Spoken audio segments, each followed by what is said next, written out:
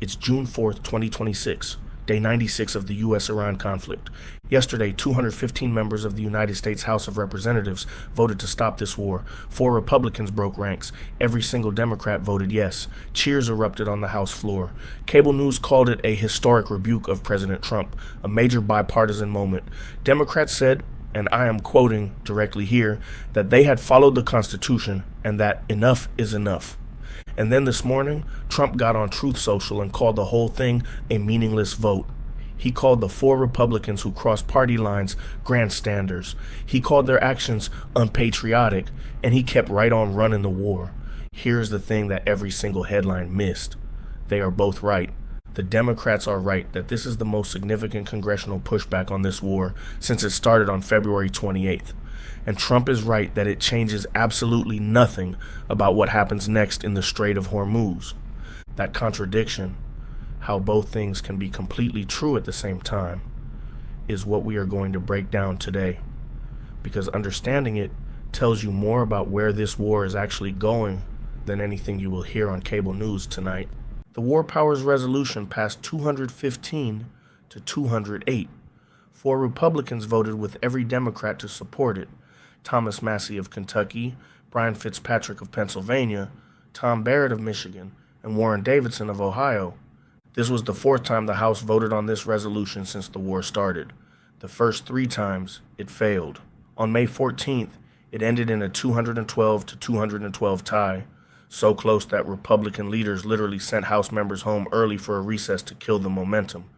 But the recess did not work. The votes were still there when Congress came back, and yesterday it passed. Now here's what the resolution actually says and does, because this is where it gets important.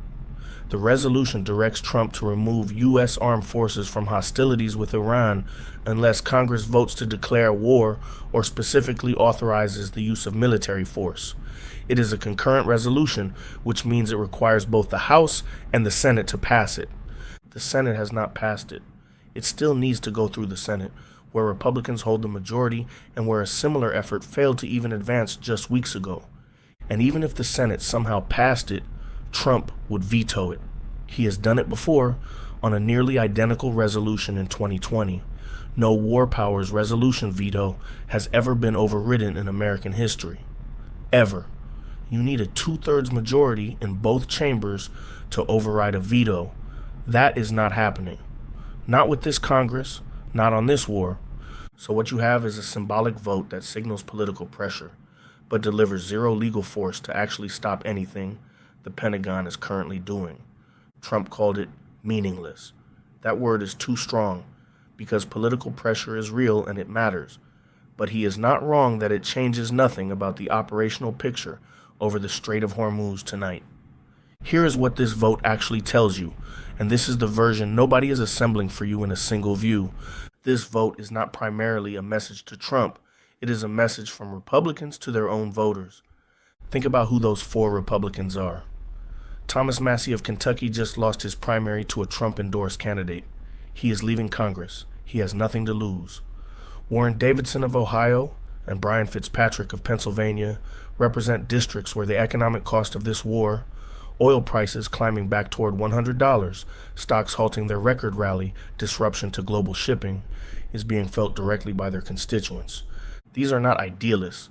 These are politicians reading poll numbers, and the poll numbers on this war are moving. 3 months in, no clear endgame, American service members dead, oil prices surging. The political math is shifting. Not fast enough to stop the war today, but fast enough that 4 Republicans just decided the political cost of backing Trump on this particular vote exceeded the cost of crossing him. That shift is the real story, not the vote itself. And here is another layer that I want you to sit with. Speaker Mike Johnson, who blocked this vote 2 weeks ago by sending Congress home early, could not stop it yesterday. He tried. The recess strategy failed, which means Republican leadership is losing grip on the margins of their own caucus, specifically because of this war. That is the signal Tehran is reading this morning. Not Congress stopped the war, but Trump's political position at home is beginning to erode, and he knows it. That changes Iran's negotiating calculus in ways that are not obvious from the vote tally alone. Let me take 90 seconds to explain what the War Powers Resolution actually is, because I see the comments asking this every time it comes up, and it matters for everything that comes next. The War Powers Act was passed in 1973 after Vietnam, specifically to stop presidents from dragging the country into long wars without congressional approval. It says a president must notify Congress within 48 hours of committing forces to hostilities and must withdraw those forces within 60 to 90 days unless Congress authorizes the conflict. Trump launched strikes on Iran on February 28th. 90 days from that date was May 28th. That deadline has already passed without congressional authorization, which is exactly why Democrats chose this moment to push the resolution. The 90-day clock gave their argument maximum legal weight. But here's the structural problem, and this is the part that every constitutional lawyer will tell you, and that cable news never has time to explain properly. The War Powers Act has never been successfully enforced against a sitting president. Not once. Every president since Nixon has argued that it infringes on their constitutional authority as commander-in-chief. Courts have consistently refused to rule on it, calling it a political question they won't touch. So you have a law on the books that says Trump needs congressional authorization to keep fighting. You have Trump arguing the law itself is unconstitutional. You have courts refusing to settle it. And you have a House resolution that is symbolic even if it passes both chambers and even if the president decides not to veto it, which he will. This is not a legal mechanism that ends wars. It is a political pressure mechanism. And political pressure works slowly, on a different timeline than military operations. I already see the comments forming. Some of you are saying this is actually good news. Congress standing up to executive overreach is exactly how democracy is supposed to work. That frustration is completely legitimate. The Constitution gives Congress the power to declare war for a reason. Sending American service members into harm's way without a vote is a serious thing. But I also see the other side. One viewer would say, and I will put it bluntly, that this vote is pure political theater, that Democrats know the Senate will not pass it, know Trump will veto it if they do, and voted yes specifically to generate headlines going into the next election cycle without actually having to own the consequences of ending the war. And here's where I am going to give you the honest answer. Both of those things are partially true, and neither one tells you what happens next. What tells you what happens next is the trajectory. This was the fourth vote.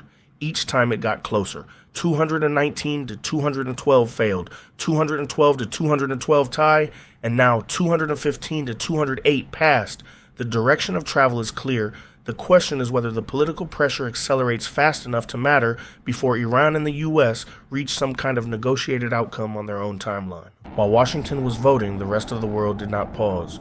Iran hit Kuwait and Bahrain with missiles this week, the most serious flare-up since the ceasefire went into effect in early April. Both attacks were intercepted, no American casualties, but Iran firing missiles at Gulf Arab states while simultaneously sitting at the negotiating table is not mixed messaging. It is Iran's standard operating procedure. They have never separated their military and diplomatic tracks. They run them in parallel deliberately because the threat of escalation is their negotiating leverage. Trump's response to the Kuwait and Bahrain strikes was to call Iran provoked, suggesting the U.S. strikes that preceded the Iranian missiles were responsible for the escalation. That is a notable choice of words from a president whose defense secretary just told Congress the operation is proceeding on his terms. And on the oil markets, which is where this war is felt most directly by ordinary people watching this from outside the region, oil climbed back toward $100 a barrel this week, and U.S. stocks halted their record-breaking rally. A report from just yesterday warned that continued disruption of Middle East energy supplies into next year would hit the global economy hard. That economic pressure is the other clock running alongside the military and diplomatic ones, and it is the clock that most directly affects the political math back in Washington.